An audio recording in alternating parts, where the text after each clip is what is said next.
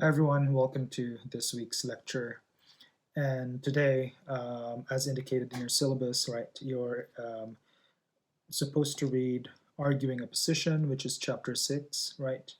And specifically the essays of Jessica Statsky and Laura Beth Nielsen, right, in that same chapter. Um, but before I continue with that, a couple of reminders. Um, At the end of the video, I will talk to you about the prompt, which I've included in the email, and I will also put the prompt in course materials and iLearn, right? So you have easy access to that. Um, so I'll talk about that at the end of the video, and obviously I won't be able to talk about everything in the chapter, right? I will try to talk about points that are important, I think, especially important in terms of putting your essays together, right? So I'll focus on certain things, but I urge you to still read the entire chapter, right? Especially if, for those of you who did not um, take 1A, right, if you tested straight into 1B. Um, and if this is the first time that you're encountering the St. Martin's Guide, the book, right, um, I really, really encourage you to read the entire chapter, right, because that will only help you um, sort of familiarize you, right, to the structures of the essays, especially the examples. The sample essays are very important in terms of understanding what I talk about when I talk about thesis, when I talk about structures, counter arguments, concessions, etc. Right. So try to read um, as much, if not all, of chapter 6 and you know all the readings. Right. So in the opening passages of chapter 6, right, we see kind of examples, right, of what um, what what arguing a position is, right? So let's read it here. This is the first four sentences in chapter 6. Should parents think twice before signing up their kids for Little League? Might it not be a good idea for teens to get after school jobs? Should hate speech be protected? Should you care about online privacy if you haven't done anything wrong? Right. So obviously, if you read the entire chapter, you'll realize that these questions, right, are topics and issues that are being addressed in the sample essays, right? So these are examples of um, positions, right? Argumentative kind of positions, um, and notice how specific they are, right? The first one, for example, right? Should parents think twice before signing up their kids for Little League, right? So signing up kids for this specific activity, right? The Little League. Um, so one way of thinking about this assignment and about arguing a position, right, um, is first to identify an issue, right? A problem, something that is debatable, right? Something that has two opposing uh, arguments, right? That are equally sort of sound and reasonable, right? An issue that has no one answer, right? There will always be going to be kind of arguments, continuing arguments, right? Whether one is stronger than the other, there will be sort of continuing arguments because the issue can never be solved, right? Because it's an ideological issue, it's a philosophical issue, right, and things like that. So the issue cannot be something that has only one answer, right? Um, a kind of stupid example, not really stupid, but a simple example, right, is the fact that the sun, right, rises in the east and sets in the west, right. So that's an issue that I'm sure it was debated before, right, centuries or millennia ago, right. Um, but now it's not sort of a debated thing anymore, right? It does. The sun, that's where the sun rises, and that's where the sun sets. Um, and so you don't want that. You don't want an issue that already has one single answer, right? You want an issue that are still currently being debated, right? And once you've identified that issue, right, you will then choose a side, right? You will choose a side that you think um, that you agree with, and you think you will be able to provide a good argument for, right? And then you will sort of argue, right, for that side using facts, statistics, sort of reasonable argumentations, right?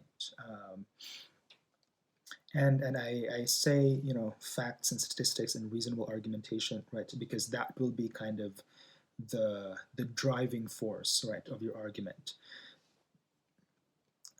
This will not be the kind of paper, right, that will have, it's okay if you use, the I point of view, the first person perspective, right, but you will want to be careful in sort of using your opinion, because oftentimes, right, we've been told that opinions sort of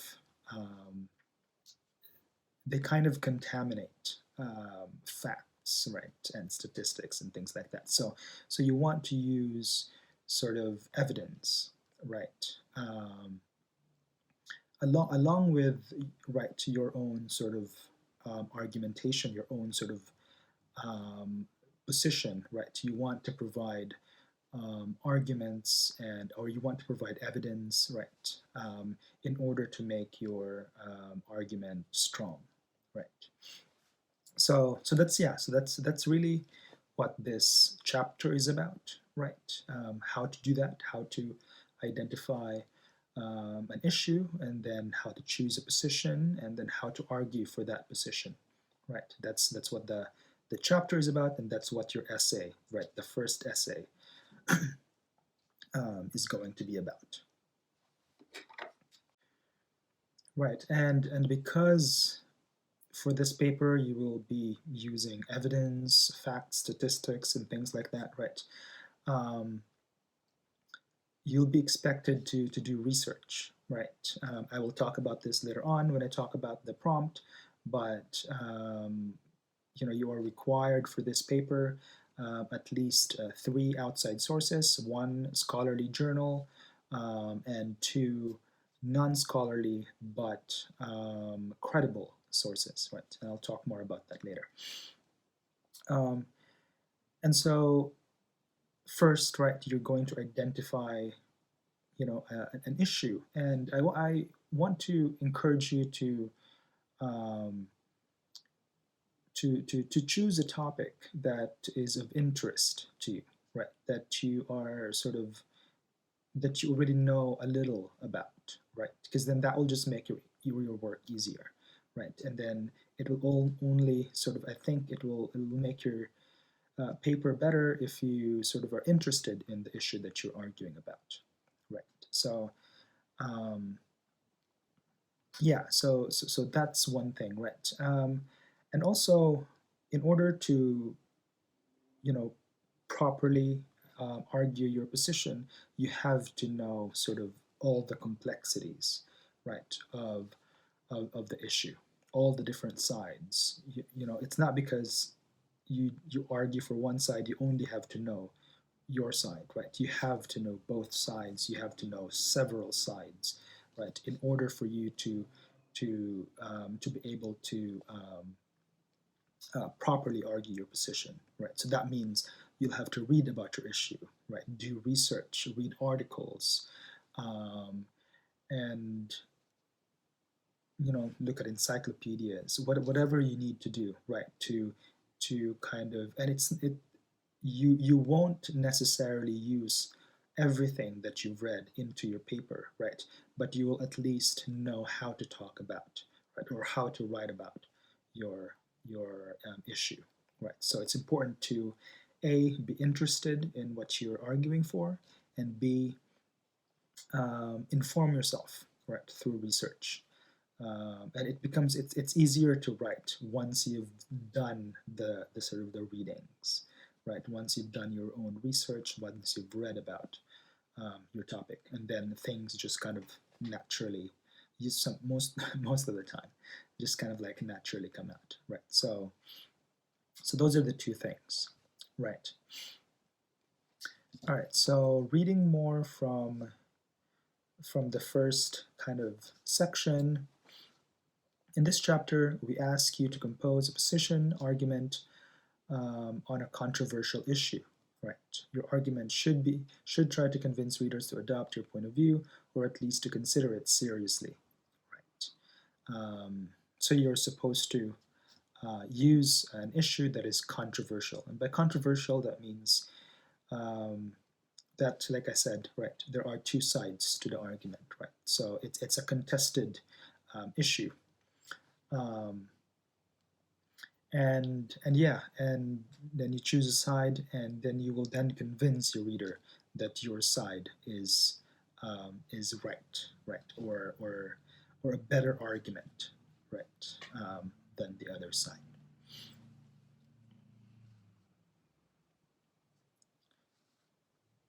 All right.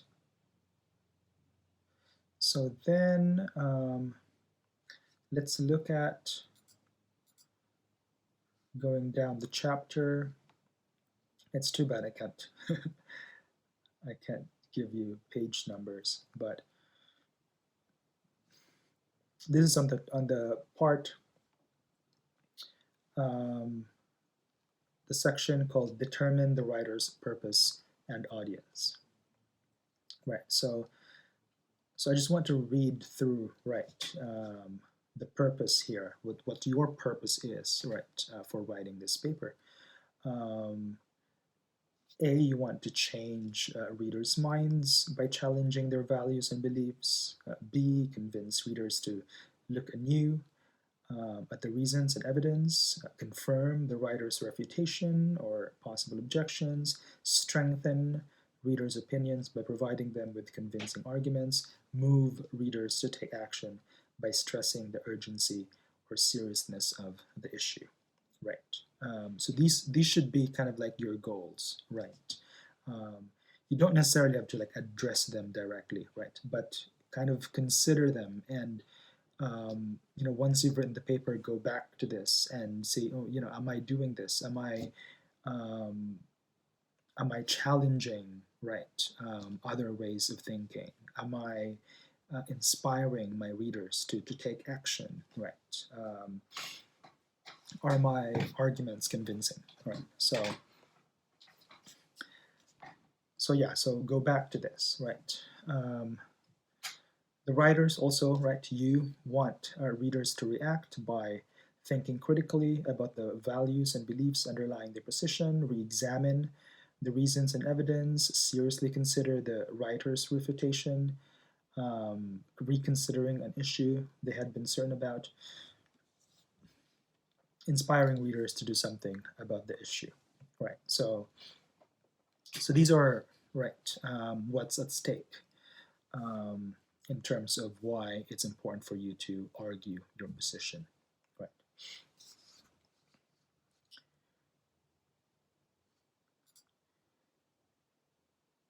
Okay, so from here on, we will talk about the basic features, right? So the basic features are a focused and well-presented issue, right? A well-supported position, an effective response to opposing views, and a clear, logical organization, right? So I will have I'll talk about them, right, individually, and also talk about examples of what they look like, right? And as I will also talk about uh, in discussing the prompt, right? These are the basic features that I will be looking for when I'm grading your paper, right? So um, yeah, so you have to kind of pay attention to this part. All right, so let's talk about a focused and well-presented issue, right? So again, right, find an issue that interests you, find an issue that you want to talk about, right, that you feel passionately about, right? Um, so that's right, the first thing. Um, and also, right, for your assignment this week, um, you are supposed to send me 3 to 4 sentences, right? Email me 3 to 4 sentences um, describing your issue, right? So um, yeah, like your proposal for your issue, right? So if you're not sure if your issue is controversial enough, it's good enough, or whatever, I will let you know, right, once you've submitted that to me by the end of this week, Sunday. So so yeah, so don't worry too much if you're not sure yet what your issue is. Um, um, yeah, I will kind of I'll give you my thoughts once you've given me your ideas. All right. Yeah. So key to identifying an issue, right, is also identifying keywords about the issue, right? So for example, um, here the the title of one of the sample essays is Why Privacy Matters Even If You Have Nothing to Hide, right? So keywords is just, they have to be, or I guess, I don't know how else to be more specific with keywords, right? But they're sort of, like words that should kind of embody, right, your idea, your issue, right? And so they should be kind of like the point, or again, right, they should be the key word, um, that kind of that relates, right, to your issue. And so the keyword here, right, for this title is privacy, right? So why privacy matters, right, even if you have nothing to hide. So you'll know right away that the subject is going to be about privacy. Now, we don't know yet how they're going to argue uh, their position about privacy, what aspect of privacy they're going to talk about, right? But we at least know that the issue will be about privacy. So that's a main thing too, right? Is to identify an issue and then identify keywords, right, uh, about your issue, right?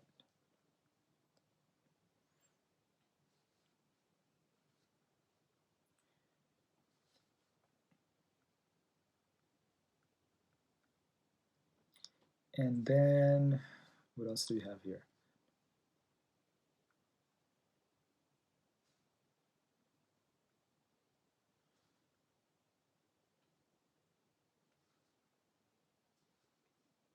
Right. So identifying a focused and well presented issue, right? So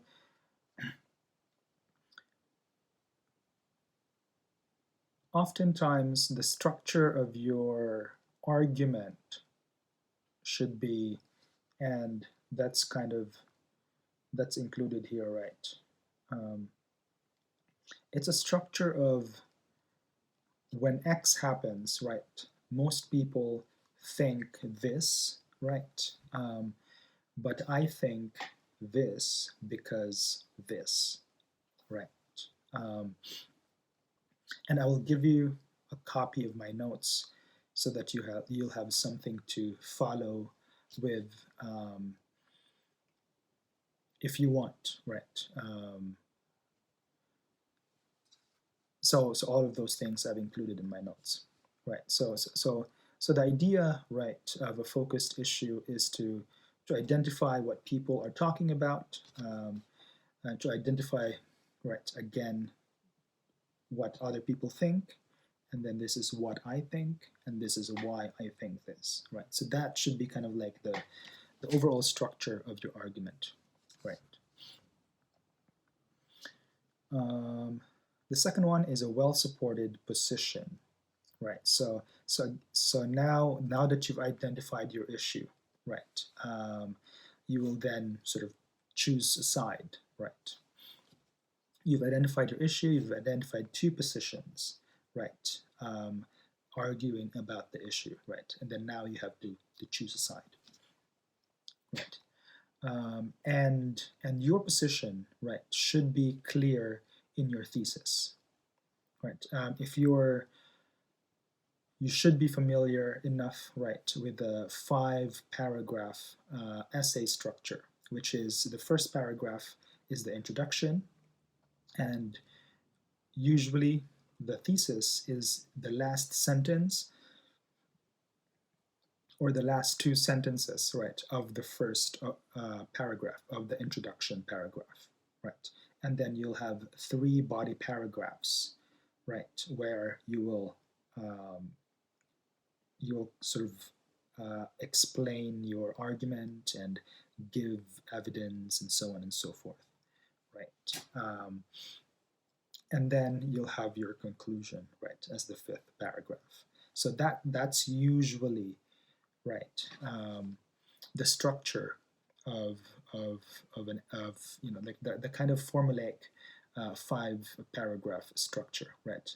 And I urge you to just follow that, right? There's no need to kind of be too creative, right?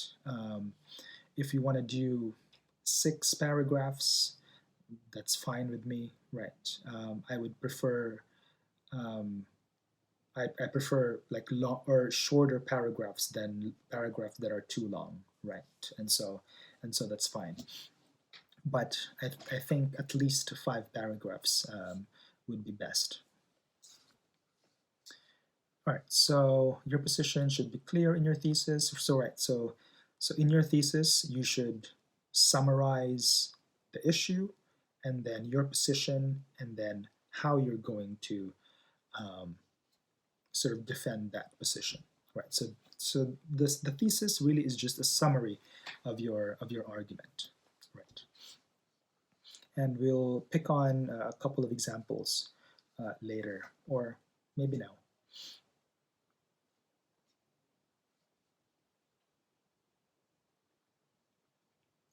Right, so here is the sample essay or the sample thesis from Statsky's essay, right?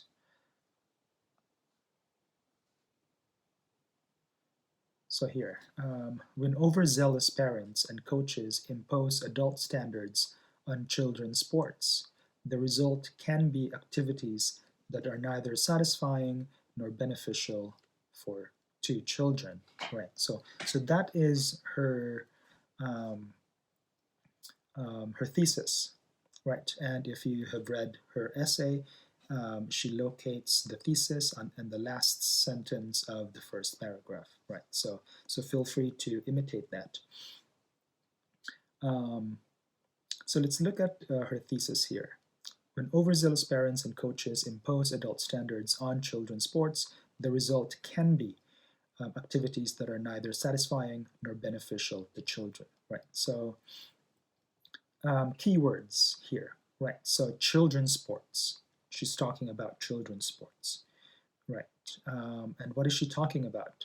Children's sports. How is she arguing about this issue? So that's her issue, right? The children's sports. Um, and so her issue is that when overzealous parents and coaches impose adult standards on children's sports, the result, right, can be activities that are neither satisfying nor beneficial to children, right? So she is arguing, right, that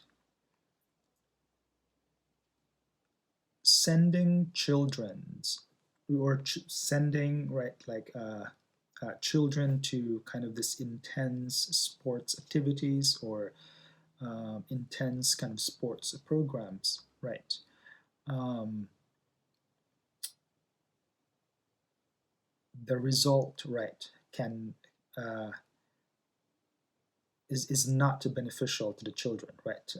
So there are sort of bad effects to children when they are put in this sort of like rigorous kind of athletic program as very sort of like young kids, right? So she is arguing against, right, putting children into sort of intense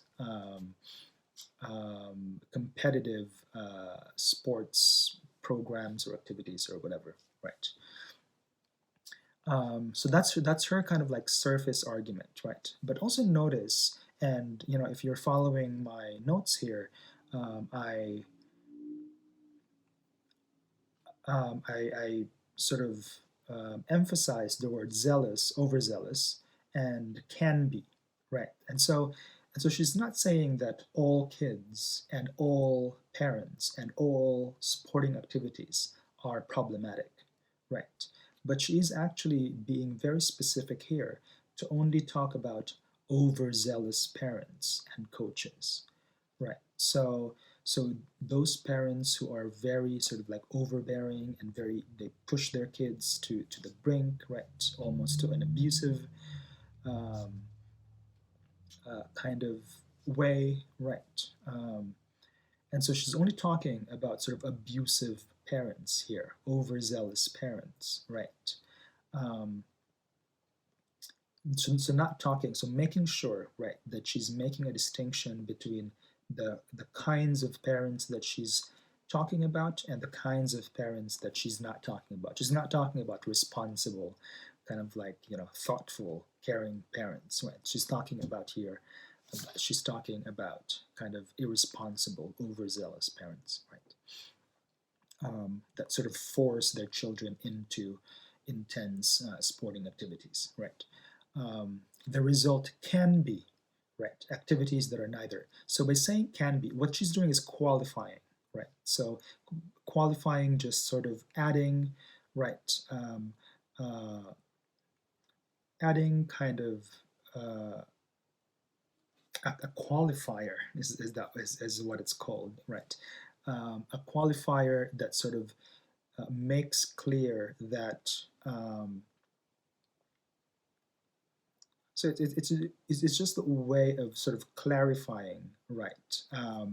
That you're talking about sort of specific, right? You're qualifying what you're saying, right? To make to make sure that you're talking about specific kinds of events, right? So by using can be here, right? Um, she's saying that the result is not always negative, right? But it can be negative, right? She's opening the possibility that there are also children who are put into sporting activities who come out fine, who actually do well, right? So she's not talking about everyone being right. She's just talking about how these specific situations can result, right, um, to something, right? Not always result, but can result, right? So that's what it means, right? To sort of qualify, and that's very important because you don't want to argue for sort of like a broad brushstroke of everyone, right?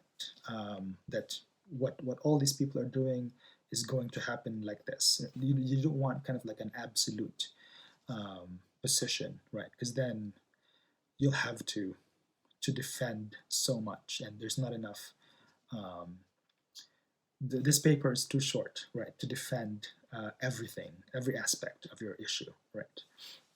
And so you want to be as specific as possible,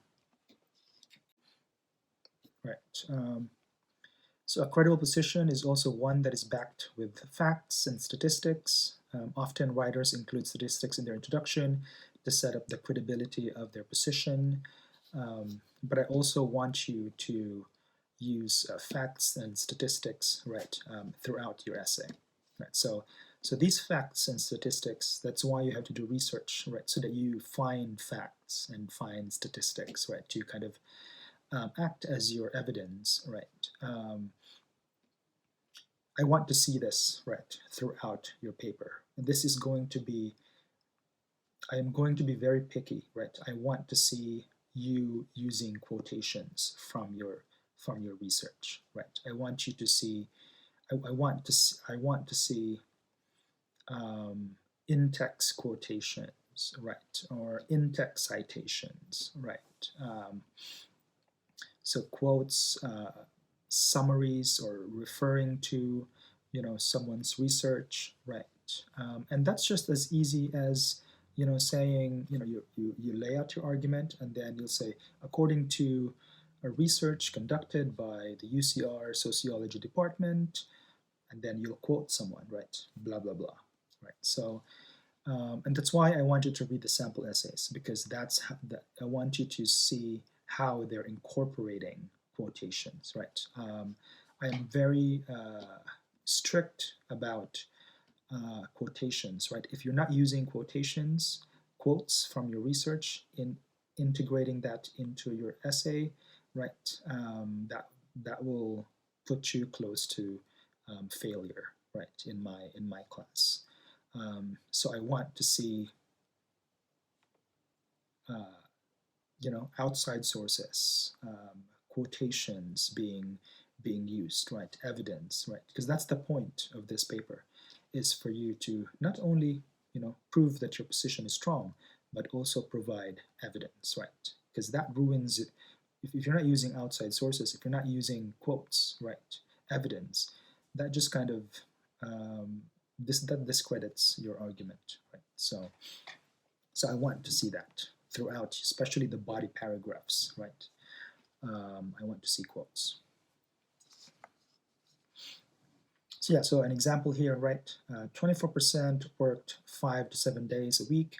There is just no way such amounts of work will not interfere with schoolwork, especially homework. And in an informal survey, 58% of blah, blah, blah, right?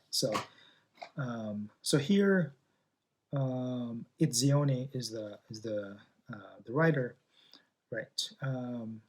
He's not using quotations, right? He is summarizing the statistics, right? But he is still, you still have to cite, even if you're not, if you're only summarizing, right? If you're taking information from other people, right, you always have to cite them, right, even if you're not using them, or even if you're not using their own words, right, or quoting them. All right, so yeah, so make sure you're quoting. Where are we at? Third basic structure here, or basic feature, an effective response to opposing views. Right, so as I mentioned before, your argument should not be absolute, right? And it is, your argument should not try to answer everything, right? Because you can't. It's too short. Even if you have 500 pages, you still can't talk about everything, right? So any argument, there's always a gap. There's always room for error. There's always something that other people can argue against, right? And so you have to know all of these things. You have to know all the arguments against your own argument, right? And you have to address them. And so the way that you address them is through refutation or concession, right? So to refute something, right, is to acknowledge the counter argument, right, and then say that yes, this is what other people are saying, but in fact, um, this is what is happening, right? That counter argument is actually not a strong one because A, B, and C, right? So you're sort of disproving or discrediting, right, a counter argument, right? So that's what it means to kind of refute something, right? To kind of um, to discredit them, right? Or at least to make it seem like your argument is actually stronger than theirs, right? Um, Concession, on the other hand, is um, you hear President Trump has not conceded, right? And he never does, and he never will, right? So concession, right, from in terms of your paper is just to admit, right, if there are counter arguments, right, that you don't want to address, that your paper is not because you can't, like I said, right, you can't address everything, you can't answer all questions, right? Um, if there are sort of counter arguments, right, that you can't sort of address or that you think are also right, because there are multiple arguments around an issue, right? All you have to do is acknowledge that yes, this argument is actually true, right? Um, and acknowledge that. But then you're saying that your argument is actually addressing a different kind of argument and not this argument, even which is why this argument is true and that's okay, and my argument is true and that's good, and then this argument is weak, right? So that's how you would concede, right? By admitting that other arguments are also true, right? Um, so an example, right, of a refutation here. That's right. So the deeper problem with the nothing to hide argument is that it myopically views privacy as a form of secrecy. In contrast, understanding privacy as a plurality of related issues demonstrates that the disclosure of bad things is just one among many difficulties caused by government security measures. Right. So privacy, right, is the issue here, right? And this author is arguing that um, this breach of privacy, right, this governmental federal kind of breach of individual privacy, right, is actually um, being used, right, against individuals, right, and so he is sort of um, he's sort of acknowledging, right, that um, privacy has kind of like, look at this, privacy as a plurality, right? So the idea of privacy has many aspects, right? And but then he's only addressing one aspect of it, right? So he's sort of um, he's acknowledging, right, that the kind of privacy that he is that he's critiquing, right, is or that he's arguing for, right, is only one kind of privacy, and there are other forms of privacy, right, privacies. And here is a simple one, a concession from Statsky's essay. I acknowledge that some children may benefit from playing competitive sports, right? So that's kind of like a simple concession, right? So some children will benefit from competitive sports, right? But these specific children, by specific parents, right, in a specific context, right, actually do not benefit, right? So that's your argument. All right, and then lastly, a clear and logical organization, right? So This refers to the structure, right, of your paragraphs, the structure of your sentences, right. And the idea is to sort of guide your reader not only to keep them right from or to keep them engaged and reading, right, um, but also to guide them in understanding the complexities of your essay, right? Because if your structure is kind of everywhere, then you're confusing your readers, and you're not going to be able to convey right your arguments properly. So, in terms of structure, right, I urge you to just follow right the sample essays, follow the 5 paragraph essays, right, and right, and so that just means sort of you should kind of know this by now, but a body paragraph, right, would the first sentence of the body paragraph would be introducing your argument and then giving examples using your evidence throughout the paragraph, right, and then the last sentence of that paragraph should be a summary of what you've discussed in throughout the paragraph, right. So there should be a structure. Every paragraph, right, especially the body paragraphs, should have a structure, right, so that we kind of know what your argument is, how you're proving this argument. So, okay, so think about each paragraph as a mini argument, right, where the first sentence is kind of a thesis, and then you have your evidence, and then a summary, right. So that's one way to kind of structure um, your paragraph, right. Um, and it's just making sure that you're reading the examples, right, the sample essays.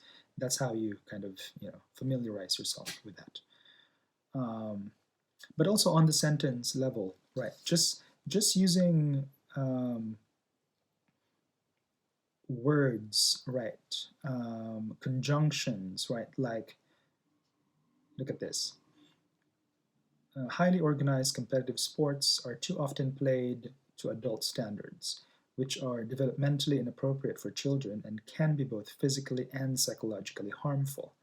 Furthermore, they are actually counterproductive for developing either future players or fans. Finally, they provide occasions for some parents and coaches to place their own fantasies and needs ahead of their children. Right. So on the one hand, this passage kind of guides us, right? So by using furthermore, finally, moreover, right? Different kinds of conjunctions have different purpose, right? But it's kind of enumerating for us, right? Her defense, her sort of argument, right? So this is what competitive sports does to the children psychologically and physically, and then this is another layer, and then this is another layer, right. So that's just an example of a well organized um, argument, right. um, yeah, but like I said, these are all kind of things that you can learn, but it's really about reading the examples, right? The sample essays that make this clear. So I will go through the Statsky essay now and kind of talk about what she's doing and how you can kind of imitate, right, her structure.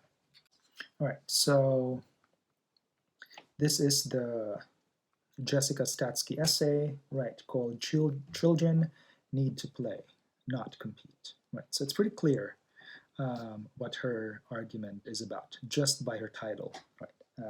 And that's another thing, right? I want you to come up with an original title, right? Something that like use keywords too, right? Something that will kind of give us a hint on what your arguments are about, right? So pay attention to the titles of these sample essays, right? And try to kind of see what it's doing and come up with your own, right? Yeah, so I want to see a good, you know, a good title, a creative title um, in your paper. All right, so let's read the first paragraph. Organized sports for young people have become an institution in North America, reports sports journalist Steve Silverman, attracting more than 44 million youngsters according to a survey by the National Council of Youth Sports. Though many adults regard Little League baseball and Pee Wee football as a basic part of childhood, the games are not always joyful. The games are not always joyous ones. Right? When overzealous parents and coaches impose adult standards on children's sports, the result can be activities that are neither satisfying nor beneficial to children. Right? So, so notice what she's doing here, right? So she's using statistics immediately in her introduction, right? So that's one way to um, to open your argument, right? By using statistics. Another way of doing that could be, providing an anecdote, right? A story that you can then link, right, to. So in this case, if for example, Jessica Statsky had an experience with a child, right? Knew a child or had her own child who went through this, right? Or not her own child, but like knew people, right? Whose parents, right, put their child. So she could also tell a story of those people that she knew, right? So that would be another way, right, of introducing her argument here. But she's using statistics here instead, right? So these are the kind of this is what's going on. This is how, and the statistics also adds to the intensity, the urgency of her argument, right? So many children, right, being put into competitive sports, 44 million, right? That's kind of like a staggering number, right? And so if there's a problem that sort of that involves 44 million American children or North American children, right? That's a pretty big problem, right? And so she's giving an intensity, right? She's giving an urgency to um, to her argument by using statistics.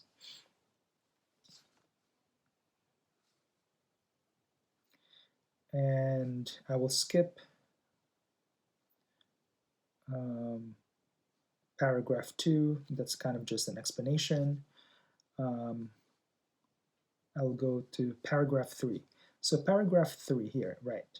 Um, so usually in a 5 paragraph essay structure, right? Introduction, 3 body paragraphs, conclusion. The third paragraph of the body paragraphs, right? So the last paragraph of the body is usually when you put your concession. So you've done all your argument in the first 2 paragraphs, and then in the third paragraph, that's when you'll talk about the counter arguments, and then that's where you refute or you concede, right, the counter arguments, right. But notice what she's doing here. She's actually talking about, or um, she's putting her concession and refutation in in the opening paragraph of the body paragraphs, right? So that's a it's not wrong, obviously. It's just a stylistic thing, right? And I'm okay either way. But I want to see uh, counter argument or concession and refutation, right? So if you want to put it in the introduction or in the first paragraph or the third paragraph, it doesn't matter to me as long as there is one, right? Right. So her here, what she's actually doing is she has concession and refutation on the first paragraph and then on the last paragraph. So she's kind of framing her argument with these two counter arguments, right? So paragraph 3. Yet many parents would disagree with my view that children should not be encouraged to participate in organized sports. Parents are correct, right, to be frustrated by their children's lack of physical activity. We are living in a culture where too many children spend their time in front of television, computer screen, playing video games, and social media. Right. So she's acknowledging immediately that it's good, like you know, allowing children to play sports, putting them in sports program. There are good things about that, right? Because we are living in a culture where children are oftentimes not to be not are not being very active, right? So she's kind of stating, yes, this is the good thing about sports, right? Which is a good way to set it up, because then she kind of she she tells us of the good things, right? And then she'll eventually kind of follow that immediately with here's what's wrong with it now, right? So she's doing a kind of balance here, right? And here's another refutation, right? There's no doubt that organized sports get children on their feet and out of the house. However, the risks of participating in competitive sports at a young age may well outweigh the health benefits, right? So at the last sentence, right? So she's making the counter argument for why sports is good, but then on the last sentence, right? She she summarized that, and then she's saying, but here's what's wrong with it, right? So that's a good way to end the paragraph, right? Is by sort of giving us a summary of what's been said, right? But then also introducing us to the next argument, to the next paragraph, right?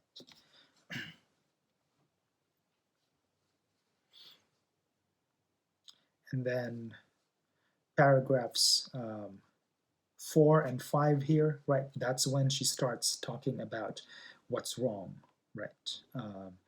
And notice too how she structured this. Paragraphs 4 and 5, she's talking about the physical, um, the kind of the physical dangers, right, of excessive sports training to kids, right? And yeah, so she's citing the American Orthopedic uh, Society for Sports Medicine, right? So look at here, right? There is a growing epidemic, quote, there's a growing epidemic of preventable youth sports injuries, unquote, according to the American Orthopedic Society for Sports Medicine, right? And then she quotes some more, right? So she's giving us a lot of quotes here. This is what I want to see, right? A lot of quotations from your research. All right, and another thing when you're quoting, right? And you should know this by now. Um, this is something that should have been sort of taught in 1A, right? But I know some of you did not go through 1A. But when you're quoting, when you're using other people's words, right? Do not what is called floating quotation, right? Where an entire sentence is just quotation, right? You want to avoid that, right? Notice here, you don't really see any quotation that occupies an entire sentence, right? The quotations are always either introduced, right, by saying, according to American Orthopedic Sports Society, and then quote, right? So that's the introduction is the according to, right? Instead of just putting the quote there. That's called a floating quotation, which you don't want, right? Or you can sort of pick phrases, right? Phrases from your quotes, right? Smaller quotes, shorter quotes from your research, and then kind of weave that, right, throughout your own sentences, right? So there's various ways of incorporating quotation into your own sentences, but you should always incorporate quotations into your own sentences, right? So yeah, so just like notice here how, and then for example, right, this is still on paragraph 4, kind of in the middle of the paragraph. Nevertheless, Leonard Kopet, I guess, in Sports Illusion, Sports Reality, claims that a 12-year-old trying to throw a curveball, for example, may put abnormal strain on developing arm and shoulder muscles, sometimes resulting in lifelong injuries, right? So, and then you see the in-text quotation here, page 294, right? So she's not quoting here, she's actually just summarizing or paraphrasing, right, from this Kopet person, right? But she's still giving him credit, right? Because that's where she gets the information from, right? So that's another way, right, of integrating your research without actually quoting, right? And that's something that you can do, but I want to see more quotation, more than summary or paraphrase, right? You can have one or two summaries here and there, but I want to see more quotation than summaries.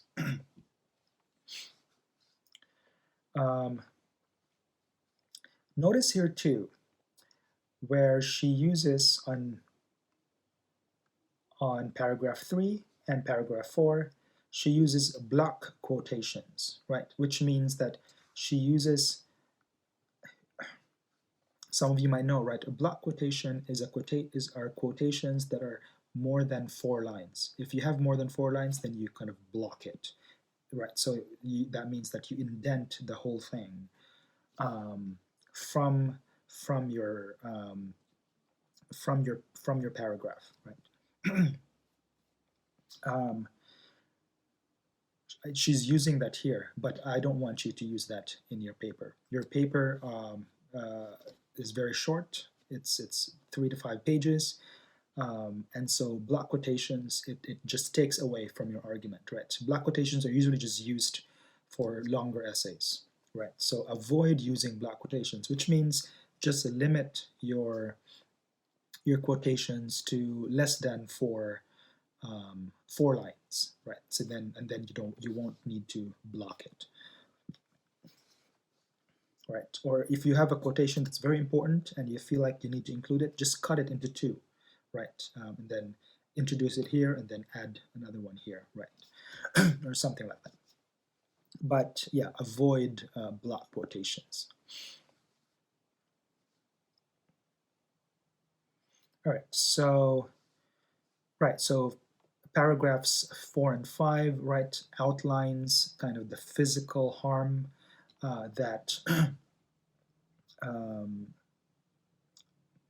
that children, right, who go into intense athletic training might experience, right?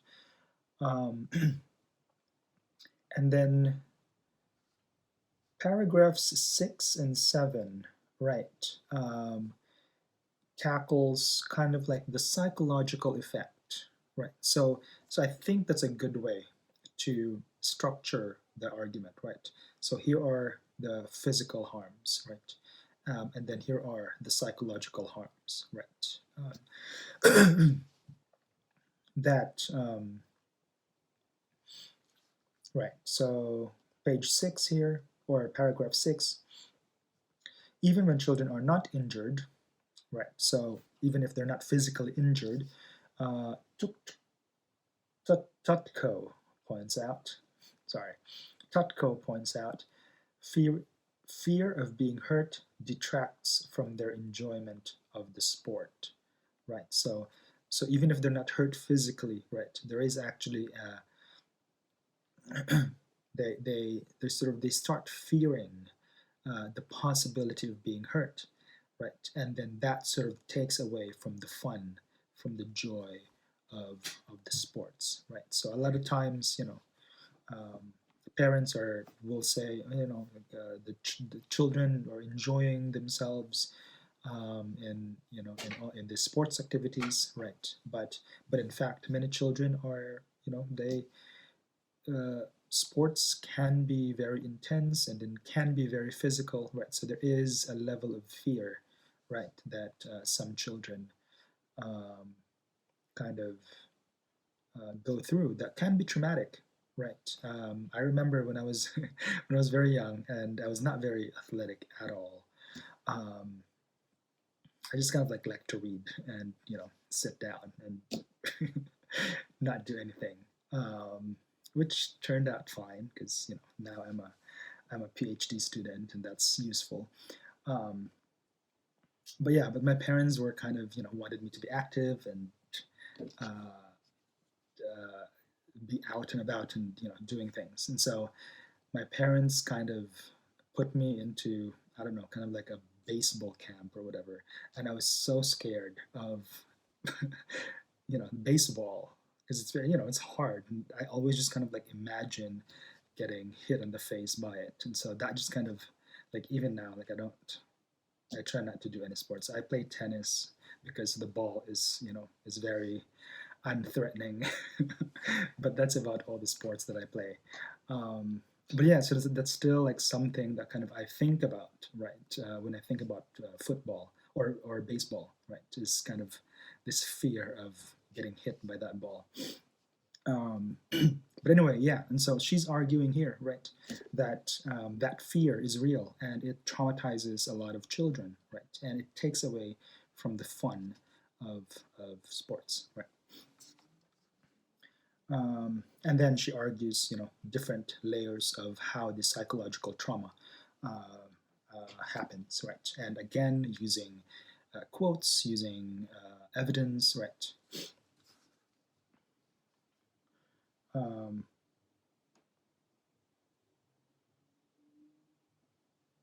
yeah, so make sure you read these sample essays because that's really the only way you can kind of, I mean, I can talk and talk and talk, right? And tell you how to do it, but you sort of like reading the samples, kind of understanding what's going on there, right? That's really, and writing it yourself, right? Writing and then editing and then proofreading, right? It's writing is a process, right? And if you can do that yourself, you can ask help from ARC, right, from the Academic Resource Center. Have a friend or family member, partner, um, kind of read your paper, right? Sometimes it's good to just have someone else, right, to read it if they understand it or not, right? And obviously, you know, just I'm here, right, for you. And so just email me, meet up with me, or give me a copy of your draft and tell me, I'm worried about my thesis. Can you tell me if this is okay or not? Right? It's as simple as that. Um, yeah, that's really like just it's a process. And then you have to kind of edit your paper, and then so it's a process to produce a good argument, right? So researching, writing, and then proofreading and editing. Right. That's kind of that's how it works. um, right, and then paragraph 9, we get another concession. Right, and so like I said, she is kind of playing around. But for this is a long paper, right? This is longer than what you need to do. And so you'll be okay with just one paragraph of concession or refutation, right? She has like 3 here, so that's not necessary for you. And then conclusion, right? Conclusion is just a summary of your arguments and a kind of explanation of why is it important for me to read your paper? What's at stake, right? Why should I care? So something like that. Just it's just basic, give me something kind of like a uh, grand idea of if my argument is right, this is what's at stake, right? More children will be saved, right? Whatever. Right, and then also look at the works cited page. Obviously here she has so many sources, you're only required 3, but pay attention to the structure here, right? So works cited page should be its own page, a separate page. It has to say works cited on top, right?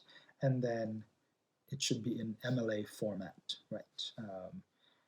There, there's there's a formatting chapter in the book. There's also links on our syllabus of where you can find if you're not familiar with MLA format. Um, so, so yeah. So I think that's that for now. I will now talk about just briefly about the prompt. Right.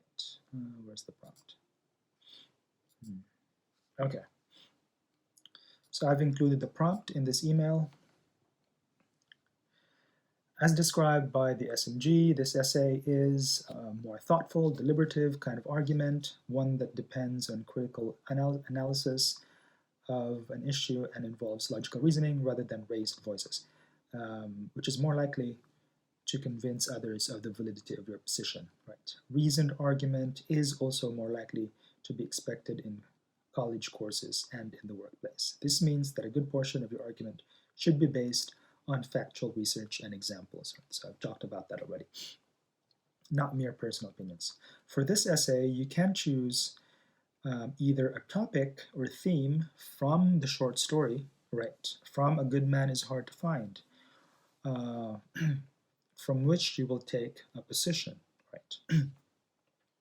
Or you can choose a completely different topic, any topic that you want, right? But obviously you're going to pass that by me, right? You're gonna email me at the end of this week so that I can tell you if the topic is good or not, right? Yeah, so find a topic that interests you. Then find articles about what the views are about that specific topic. You will then pick a side, right? Then defend that side. Again, right, the required basic features with which I just talked about, right? I want to see a focused and well presented issue, a well supported position, right? Opposing views, clear logical organization. Right? So these are the things that I'll be looking for.